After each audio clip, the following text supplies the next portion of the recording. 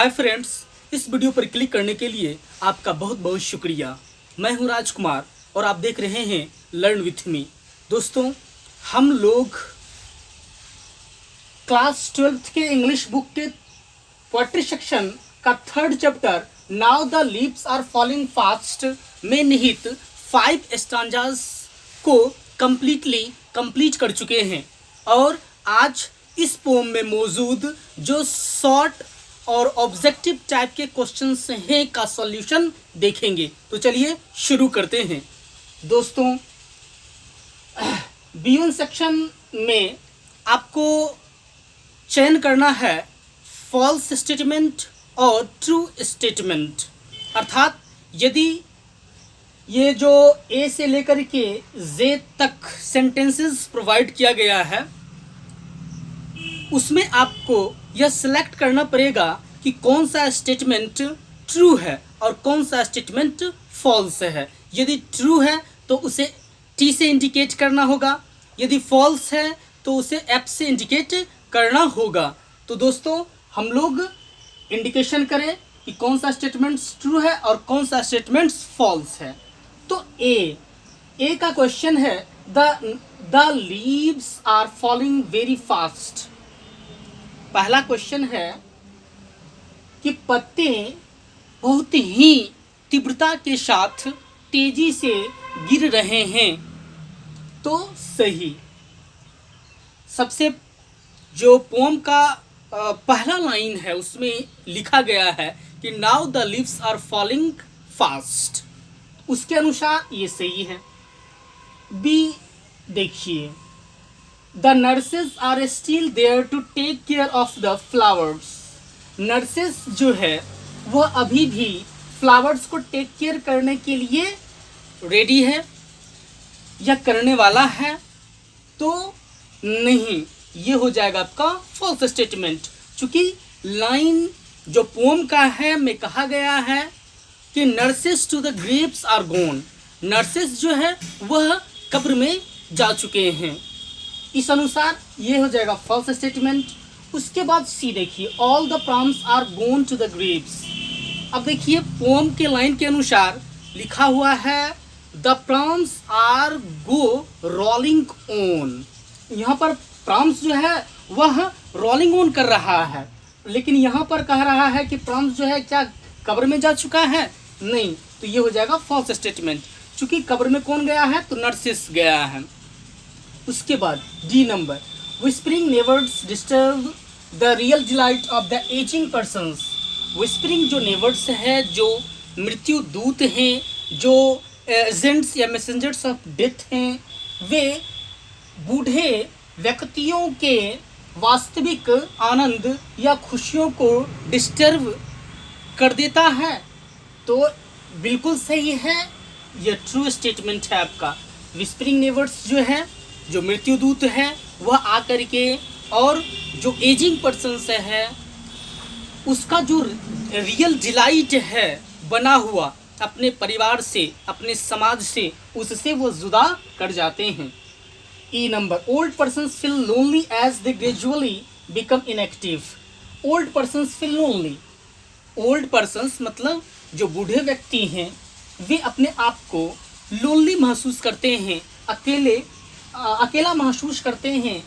जैसे कि दे gradually become inactive, जैसे जैसे वे लोग धीरे धीरे और सक्रिय होते जाते हैं। तो सही बात है, ये ट्रू स्टेटमेंट है आपका कि जो ओल्ड पर्सन होता है वह लोनली अपने आप को महसूस करता है जैसे जैसे वह इनएक्टिव होते जाता है। उसके बाद F, death freezes the body and separates us from the crowd of the people.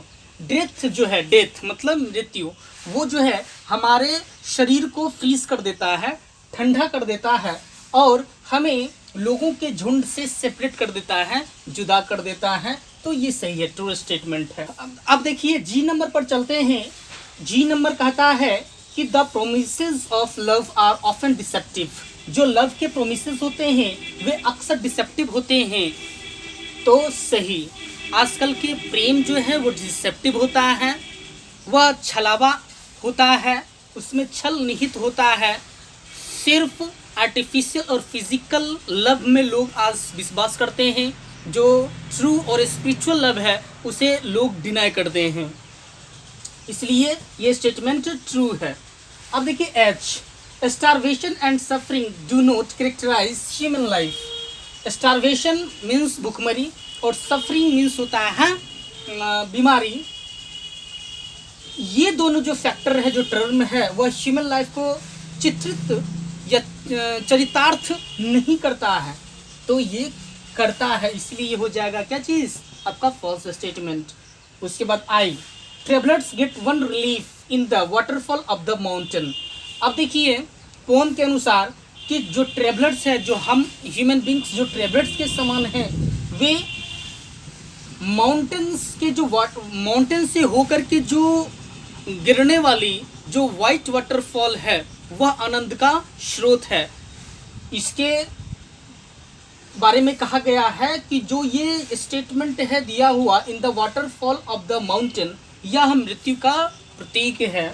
तो ट्रेवलर्स को जो है वो रिलीफ मिलता है मृत्यु के बाद। ये स्टेटमेंट सही है। J number, the prams go rolling on suggest the continuity of life. Prams जो है गो रोलिंग ऑन, जो लाइन आप देखे होंगे पढ़ने के दौरान, तो क्या वो सजेस्ट करता है जीवन की निरंतरता के बारे में? तो हाँ, वो सजेस्ट करता है प्राम्स। अब देखिए B2 में आए, B2 सेक्शन में जो है आपके स्टैंजास कुछ लाइंस जो है प्रोवाइड कर दिया गया है, उसमें से ब्लैंक्स जो है दे दिया गया है। आपको स्टैंजास पढ़ना है, लाइंस पढ़ना है, उसके अकॉर्डिंग जो है आपको आंसर लिखना है। तो nurses to the dash rolling on तक दिया हुआ है, तो इसमें आपको हो जाएगा nurses to the grapes are gone and the prams go rolling on. तो यहाँ पर इसका आंसर हम जो है लिख दिए हैं, आपको 1 में ये भरना है। उसके बाद ये जो है ये आपको मिल जाएगा फर्स्ट स्टांजा के सेकंड और थर्ड और फोर्थ लाइन्स है ये। उसके बाद आपका दूसरा जो है वो फिफ्थ जो स्टांजाज है उसका जो है ये लाइन्स है। तो cold impossible ahead list the mountains lovely head, तो यहाँ पर भरा जाएगा लिस्ट द माउंटेन्स। उसके बाद डैश कुड ब्लेस, यानी वूच वाइट वाटरफॉल, यहाँ पर तो कुड ब्लेस दिया हुआ ही है, तो यहाँ पर भरा जाएगा वूच वाइट वाटरफॉल। उसके बाद नेक्स्ट डैश लास्ट डिस्ट्रेस, तो travellers in their last distress भरा जाएगा ट्रेवलर्स इन देयर, और लास्ट डिस्ट्रेस तो है ही। तो फिफ्थ स्टांजाज का ये लाइंस है, ये 1, 2, 3 और 4th, ये चारों लाइंस जो है समावेशित करके दिया गया है। तो दोस्तों ये हम लोग देख लिए B1 और B2 सेक्शन। अब हम लोग प्रवेश करते हैं शॉर्ट टाइप क्वेश्चंस और उसका देखेंगे हम लोग सॉल्यूशन। तो दोस्तों हम लोग अब सेक्शन B3 को देखते हैं। B3 में 9 क्वेश्चंस समावेशित हैं और मैं प्रत्येक क्वेश्चन का सॉल्यूशन आपके बोर्ड पर उपलब्ध कराने जा रहा हूं। दोस्तों सबसे पहला क्वेश्चन है शॉर्ट टाइप में कि what does the poet mean when he says now the lips are falling fast. अब कवि जो है, कवि W.H. ऑडेन ये लाइन लिखे हैं now the lips are falling fast. इस लाइन के माध्यम से क्या कहना चाहते हैं? तो answer, the poet means when he says now the lips are falling fast that all human beings are on the verge of death. कभी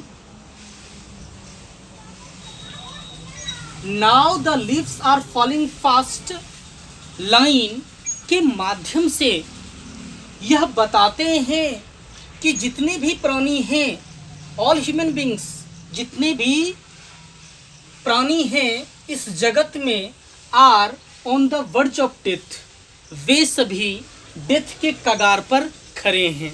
अर्थात वे लोग डेथ को प्राप्त करने वाले हैं, लोग मरने के कगार पर हैं, मरने वाले हैं।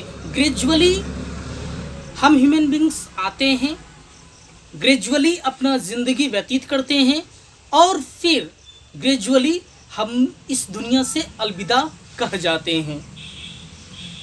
They per day a living death due to frustration and और ऑल ह्यूमन बींग्स यानी सभी मनुष्य प्रत्येक दिन मर मर कर जीते हैं, फ्रस्ट्रेशन के कारण या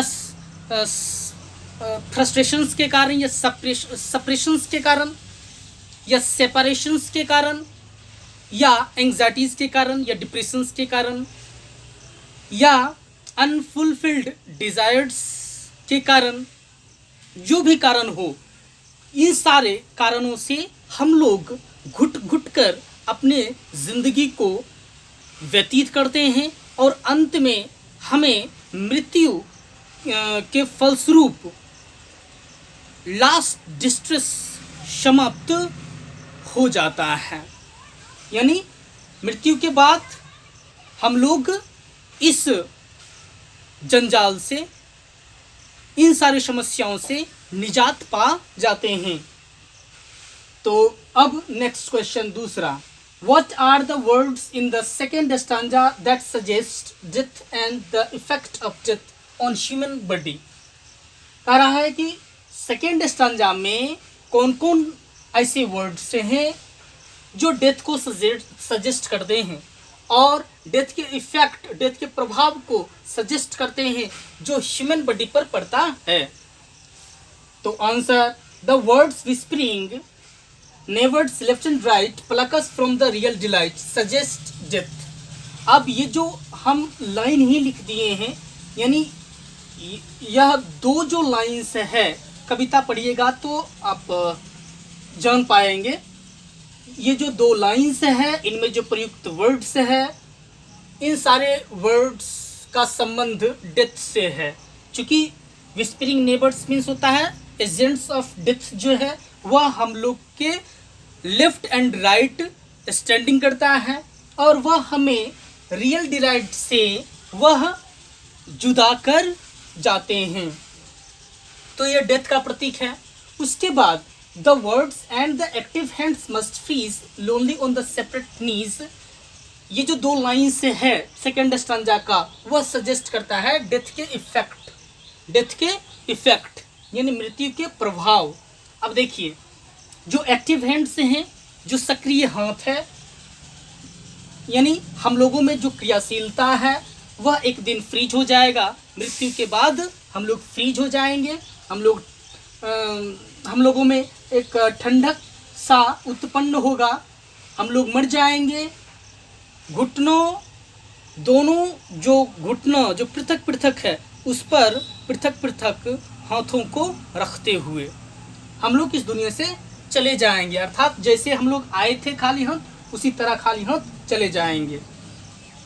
तीसरा, how do we complete our last journey to the grave, हम लोग किस तरह ग्रेव के लिए जो लास्ट जर्नी है प्रस्थान करते हैं।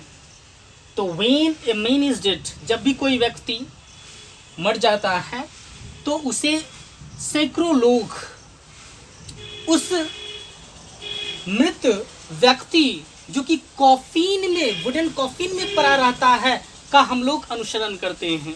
उसे जलाने के लिए जाते हैं, उस जनाजा को उठा करके हम लोग ग्रेव यार्ड की तरफ बढ़ते हैं या दाह संस्कार करने हेतु हम लोग जाते हैं। तो आगे आगे जो है वुडन कॉफिन में या जनाजा में या ताबूत में मृत शरीर रहता है और हम लोग जो है सैकड़ों लोग पीछे उसका अनुसरण करते हैं। हम लोग घाट तक जाते हैं, फिर आ जाते हैं सारी क्रियाओं को करने के बाद, और फिर मेरा भी क्रम इसी तरह है। तो यही मेरा लास्ट जो ग्रेव हम लोग जाते हैं, तो ग्रेव जाना ही हमारा लास्ट जर्नी होता है। चौथा क्वेश्चन है कि what do trolls do in the leafless wood, trolls जो है, जो विक्ट और अगली क्रिएचर से है, वह लिफलेस वुड यानी पत्ते से रहित वन में क्या कर रहे हैं या क्या करते हैं। तो स्टार्विंग ट्रॉल्स यानी भूखे जो ट्रॉल्स है, जो विक्ट या अगली दुष्ट या कुरूप जो व्यक्ति हैं, वे अपने भोजन के तलाश में वे अपने भोजन के तलाश में पर्णरहित वन से होकर के झुंझलाते हुए गुदगुदाते हुए जाते हैं। तो यहाँ पर देख रही है कि ट्रॉल्स लीफलेस वुड में क्या करने के लिए जाता है, तो वह भोजन की तलाश में जाता है। उसका 5वां क्वेश्चन है कि who are the travellers and how will they be blessed. Travellers कौन है, पथिक लोग कौन है और वे कैसे आशीर्वाद प्रद है। तो 5वां का आंसर है the ageing persons are travellers. जो ओल्ड पर्सन्स है, जो एज्ड पर्सन्स हैं, वे ट्रेवलर्स हैं, वे ट्रेवलर्स हैं, पथिक हैं। और they are blessed with their last stress that's death. और वह डेथ यानी जो लास्ट डिस्ट्रेस है, जो भी अंतिम पीड़ाएं हैं, सबसे मुक्ति पा लेता है मरने के पश्चात। और यही उसके लिए ब्लेश है, यही उसके लिए क्या है, वह ब्लेश है। 6ठा question, which words in the last stanza suggest objects from the nature. अब देखिए लास्ट स्टांजा फर्स्ट स्टांजा जो है उसमें जो वर्ड्स है, कौन कौन ऐसा वर्ड्स है जो नेचर से अडॉप्ट किया गया है, यानी नेचुरल वर्ड्स है, जो वर्ड्स जो है नेचर से संबंधित कॉन्सेप्ट को क्लियर करता है। तो देखिए यहाँ पर answer, the following words and the phrases, leaves of the trees, nurses flowers, autumn season in the first stanza suggest objects from natures.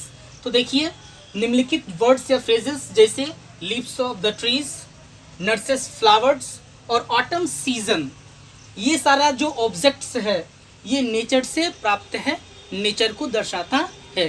तो ये हो गया आपका 1 to 6 क्वेश्चंस का सॉल्यूशन।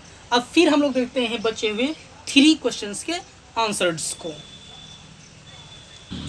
तो दोस्तों 7वां क्वेश्चन है कि who are the whispering neighbours. Whispering neighbours कौन हैं? तो आंसर, द एजेंट्स और messengers of death are the whispering neighbours who come when a human body is dead. यानी विस्परिंग नेवर्स डेथ के एजेंट्स या मैसेंजर्स हैं, मीन्स मृत्यु दूत ही विस्परिंग नेवर्स हैं। और वे विस्परिंग नेवर्स या एजेंट्स ऑफ डेथ या मैसेंजर्स ऑफ डेथ आते हैं जब किसी व्यक्ति की मृत्यु हो जाती है। यानी जब मृत्यु की बारी आती है तब मृत्यु दूत यहाँ आता है और हमें यहाँ से लेकर के जाता है। जैसे लेजेंड के अनुसार, दंत कथाओं के अनुसार यही प्रावधान व्यवस्थित किया गया है। 8वां क्वेश्चन है, how does human life become measurable. हमारा जो मानवीय जीवन है वह दयनीय अवस्था में आ गई है। कैसे? तो frustration, unfulfilled desires, anxiety, sense of loneliness and so on inherent in human life compelled to a measurable death. कहने का मतलब फ्रस्ट्रेशन या अनफुलफिल्ड डिजायर्स यानी अतृप्त इच्छाएं, एंग्जाइटी मतलब चिंताएं, सेंस ऑफ लोनलीनेस मतलब लोनलीनेस की भावना, और इसी तरह अनेक समस्याएं जो मानवीय जीवन में निहित है वो कंपेल करने का काम करता है, वह मजबूर करने का काम करता है। और मजबूरी वश हम लोग रोज दिन मर मर कर जीते हैं और अंत में मेजरेबल डेथ की प्राप्ति होती है।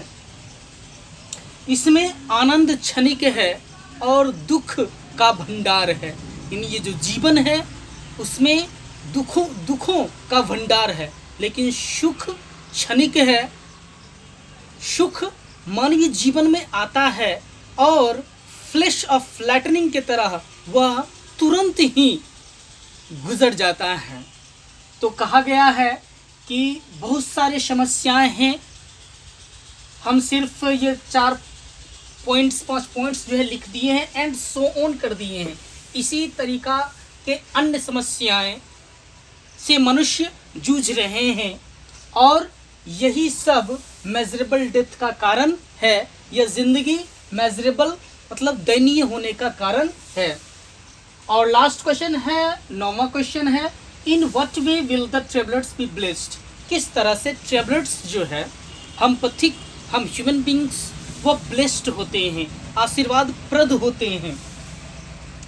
तो answer, travellers from their distress, यानी देखिए ट्रेवलर्स यानी पथिक लोग, हम पथिक लोग, हम ह्यूमन बींग्स जो ट्रेवलर्स के सदृश हैं, अपने अंतिम पीड़ा से छुटकारा पा जाते हैं और हम लोग ब्लेस्ड हो जाते हैं, आशीर्वाद प्रद हो जाते हैं। कब? कि जब वाइट वाटरफॉल्स, उजले झरना जो कि माउंटेन्स के लवली हेड से होकर के पृथ्वी पर फॉल होते हैं, वे ब्लेसिंग्स है मानवीय जीवन का। अर्थात यहाँ से यहाँ तक जो लाइंस कहा गया है वह मृत्यु के बारे में कहा गया है। यानी जो प्यारा सा मृत्यु है, डेथ है, वही हमें ब्लेस दे सकेगा। कहने का मतलब मृत्यु के बाद भी, मृत्यु होने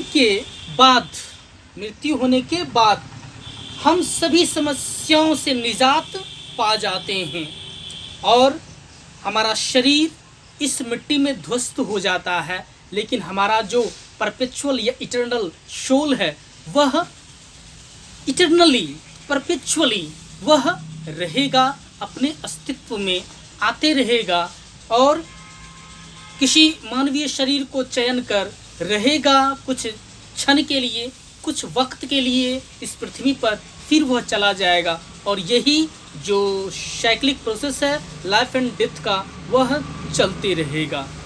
तो मानव मृत्यु के पश्चात अपने अंतिम पीड़ा से निजात पा लेते हैं। तो आज हम लोगों ने ऑब्जेक्टिव टाइप और शॉर्ट टाइप के क्वेश्चंस का सॉल्यूशन देख चुके हैं। फिर नेक्स्ट वीडियो में मिलेंगे और इस पोम का जो ऑब्जेक्टिव टाइप का क्वेश्चंस है उसको हम डील करेंगे। दोस्तों, ये सारे प्रश्न को आप अपने कॉपियों में, अपने नोटबुक्स में लिख लेंगे और फिर मैं वक्त आने पर इसमें से चयन करवाऊंगा कि कौन सा क्वेश्चंस आपके कोई एग्ज़ाम के पॉइंट ऑफ व्यू से वो बेहतर है या सटीक है या महत्वपूर्ण है। तो दोस्तों, आज यहीं तक, फिर मिलते हैं, तब तक के लिए धन्यवाद। They would not have killed you to get your rings of precious stones that I couldn't break.